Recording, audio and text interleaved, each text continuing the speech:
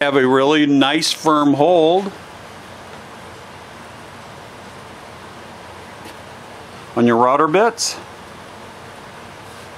You can put little studs in there to hold collets or whatever, and plenty of room. And when you store them, you just close the bot. It's got feet on it. The feet will go right into these dimples right here, and they interlock like Legos. So here's our completed project.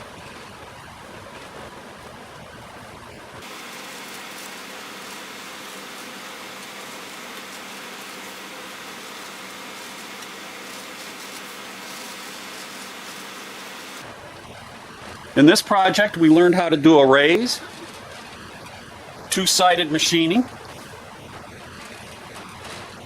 and ended up with a nice little router bit box.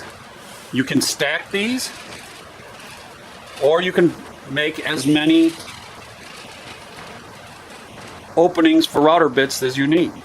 So that's the end of this month's project. Thank you for watching. Please support all of our sponsors: Crystal Finishes, the Ken Craft Company, the Woodworkers Candy Store, Next Wave Automation, the home of the Shark and the Piranha CNC machines, and of course, Silverback Woodworking. Thank you for watching.